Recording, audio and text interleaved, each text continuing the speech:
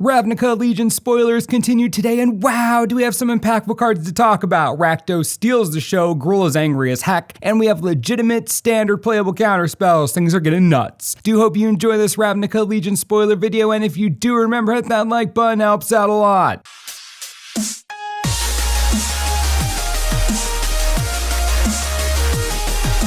Essence Capture is double blue for an instant. Counter target creature spell, put a +1/+1 counter on up to one target creature you control. Now, as far as I'm concerned, the only deck that wants this card over Essence Scatter is probably Mono Blue Tempo, with a huge maybe for something like Merfolk. Mono Blue Tempo doesn't know the difference between one and a blue and two blue, so this is a perfect upgrade there, allowing you to buff your Heralds to Kingdom Come. But other than that, you're going to need a heavy blue mana base to justify this inclusion over the scatter, or some heavy counter synergy that will make up for the intense color requirement. I don't think this will be that great, but sideboards for Mono Blue Tempo should be happy. Mesmerizing Benthid is 3 of anything and 2 blue for a 4/5 octopus. When it enters the battlefield, create 2 0/2 illusion tokens with. Whenever this creature blocks a creature, that creature doesn't untap during its controller's next untap step. Mesmerizing Benthid as hexproof as long as you control an illusion. Whoa, this is not that type of card I expected in this set, but man, does blue want to hate on aggro decks in a big way. Comes down as a 5 toughness beast that avoids most damage-based removal, and it has hexproof as long as you have illusions anyway, so even harder to kill. And the illusions not only block a lot of damage about to hit your face, but they also paralyze your opponent's best creatures, giving you more time to find the answers you need. Intense stall tactic for a mid-range or control deck. Benthid is a solid card and aggressively costed for what it does. This isn't some 10 mana mythic. 5 mana is absolutely playable and constructed. Quench is 2 mana for an instant counter target spell unless its controller pays 2. Now, I know what you're gonna say, worse mana leak, no way this is playable in standard. Yeah, I disagree. I think Quench is good enough because I actually think mana leak is a bit too good for standard, and that's coming from a control player. Right now, there are a ton of strategies in standard looking to tap out on their own turn and on their opponent's turn. Quench is an early game answer to nonsense that control, tempo, or mid-range players can't normally deal with. Essence Scatter is often way too narrow to run for a lot of decks. Quench is a sweet middle ground, versatile in the early game, useless in the late game. It's a good design. Verity Circle is 3 mana for an enchantment. Whenever a creature an opponent controls becomes tapped, if it isn't being declared as an attacker, you may draw a card. You can also pay 5 mana and tap target creature without flying. At first glance, this strikes me as an anti-convoke and anti-ramp card. You're hurting the Venerated Loxodon players and you're benefiting off of the Llanowar Elves players. The issue here is that the circle is pretty dang slow, coming down on turn 3 at the earliest and not giving you any benefit immediately. It's difficult to say if something like this has a use in standard over a more powerful 3-drop spell like Deafening Clarion, as I assume they would both be in the same type of deck. Weird card, we'll see what happens. Solana Wayfinder is 2 mana for a 2/1 elf scout. When it enters the battlefield, look at the top 4 cards of your library. You may reveal a creature or land card from among them and put it on top of your library. Put the rest on the bottom of your library in a random order. It's a perfectly fine card in Limited. I expect the Wayfinder will make every single green Limited deck for the length of the format. 2 power for 2 mana is usually serviceable filler material, but with the added value of that trigger, it'll easily see play in only Limited. Putting that card on top of your library is a bit rough for standard, pretty sure. Sphinx of New Prov is double white and double blue for a 4/3 Sphinx with flying and vigilance. Spells your opponents cast that target the Sphinx costs 2 more to cast. Another easily playable Limited card. I think these double cost uncommon cycle cards are meant for Limited after all. 4 mana for a 4/3 flyer is usually enough, but vigilance added on is pretty huge and the tax on removal is steep, meaning that either your opponent will take an entire turn to get rid of the Sphinx, or they simply won't have the means to through spell-based removal. Solid card, could be interesting in control decks against strategies that only use targeted removal. Wouldn't be the first of this cycle to see standard play after all. Domri Chaos Bringer is 2 of anything, 1 red and 1 green for a 5 loyalty legendary planeswalker. You can +1 and add red or green. If that mana is spent on a creature spell, it gains Riot. You can also -3 and look at the top 4 cards of your library. You may reveal up to 2 creature cards from among them and put them into your hand. Put the rest on the bottom of your library in a random order. And finally, you can -8 and you get an emblem with, quote, at the beginning of each end step, create a 4/4 red and green beast token with trample. Domri is definitely a Chaos Bringer. Wow, he has 4 mana and hits the battlefield with 5 loyalty to start. That's a huge amount of loyalty. His +1 is straight gas. Domri is ramped to something huge, and by giving that creature Riot, you could potentially play something absolutely monstrous and give it haste right away. Think Carnage Tyrant or Galta, just outrageously powerful. Now, his -3 doesn't protect himself, and that's certainly something to pay attention to, but you're playing a red-green based aggro deck. Being on the defensive isn't something that you're going to be doing anyways, so I think we can overlook that a bit, especially since his loyalty is so high to start with. Looking at the top 4 and grabbing 2 is like Vivian Reed on steroids. As long as you're in a creature-based deck, Domri is going to hit constantly. This and something like Commune with Dinosaurs and Thunderherd Migration, I mean, just hot dang. And finally, his -8. I don't actually think you're going to activate this a heck of a lot because honestly, the +1 and -3 both have so much value. But if you do, it is fun. You get a 4/4 on every end step, which is hard to keep up with, but still, I'd choose the 2 other abilities any day. They're so strong. -3 fuels the +1. It's so nuts. It's so good. Standard playable for sure. Nikia of the old ways is 3 of anything, 1 red and 1 green for a 5/5 legendary creature centaur druid. You can't cast non-creature spells. Whenever you tap a land for mana, add 1 mana of any type that land produced. Oh, what a Gruul card. We just talked about Domri, and this seems just as Gruul as Domri. Hot dang. Nikia is powerful. A 5/5 for 5 is already something to be afraid of. Not being able to cast non-creature spells isn't a big deal. Look at Nullhide Ferox. And then finally, it's a ramp card through and through. We keep talking about Gruul aggro and Simic ramp, but is anyone looking at Teamer giant creature ramp nonsense? Because I mean, that could be a thing. It'd be terrifying is all I'm saying. It's just a thought. Kaya's Wrath is double white and double black for a sorcery. Destroy all creatures. You gain life equal to the number of creatures you control that were destroyed this way. Heck yes. Universal board wipe at 4 mana. I didn't think we were going to get more of these for some time, but here's one right now. 4 mana board wipes have to be balanced correctly. Since Day of Judgment, Wizards has been hesitant to make more without some kind of stipulation. The one here, the intense mana cost, but honestly, I don't see the issue. With shocklands all over the place and the duels from Ixalan, I already don't have issues getting double white and double black by turn 4. This is going to give a lot of white-black base control decks and Afterlife decks a huge weapon against the inevitable Gruul aggro decks that come out of this set. Kaya's Wrath is absolutely constructed playable, and that mostly has to do with how good the mana is in standard right now. Huge boon to control and mid-range players, so nice. Hackrobat, amazing name, is 1 of anything, 1 black and 1 red for a 2/3 human rogue with a spectacle cost of 1 black and 1 red. You can pay 1 black, and the Hackrobat gains death touch until end of turn, and you can pay 1 red, and it gets +2/-2 until end of turn. This card reminds me of the guild mages of old. Hackrobat does exactly what you want an aggressive human rogue to do. Kills things, or it makes your opponent pay for not blocking it. 3 damage or a dead creature. Great card to incentivize blocking with a creature your opponent doesn't want to use to block. Can easily trade up. Absolutely phenomenal for limited at the very least. Theater of Horrors is 1 of anything, 1 black and 1 red for an enchantment. At the beginning of your upkeep, exile the top card of your library. During your turn, if an opponent lost life this turn, you may play cards exiled with Theater of Horrors. You can also pay 4 mana, and the theater deals 1 damage to target opponent or planeswalker. Incredibly interesting card. As far as I'm concerned, it's just a masochistic version of Experimental Frenzy. What's nice is that you can come back to the cards you exiled later on in the game. You don't have to cast them right away. It's a nice investment for when you're out of cards to play. Theater of Horrors is like Bomac Courier in a way, letting you store up a huge refuel, then using it when you need it. I think the card has standard implications if we get a dedicated red-black aggro deck off the ground, but if not, I'm not so sure. I thought that last week showed us the best we could get from Ravnica Legions, but clearly I was wrong. I was dead wrong. The Gruul and Rakdos specifically are coming out to play with some huge cards and powerful abilities. I think Domri rate alone is telling us everything we need to know about Gruul in this upcoming set. As a control player, some of these cards terrify me, but there is hope for us too. New Wrath, new powerful Octopus, there's so much going on. Can't wait to see the rest of the set this week. Remember to stay tuned to the channel for the latest and most reliable Ravnica Legion spoiler information you could ever need, and as always, thanks for watching and we'll see you next time. This video is brought to you in part by TCGplayer.com. Ravnica Legions release is coming up on us quick, with pre-release happening in less than 2 weeks. If you haven't already pre-ordered the goodness, then now's the perfect time. You've seen how crazy the set is. Boxes of Ravnica Legions are for sale on TCG Player right now for $97 each. If you don't have a local game store or yours is charging way too much, just click the link on the screen. Helps the channel out a ton. We're all in this together. The set is so rad. Enjoy.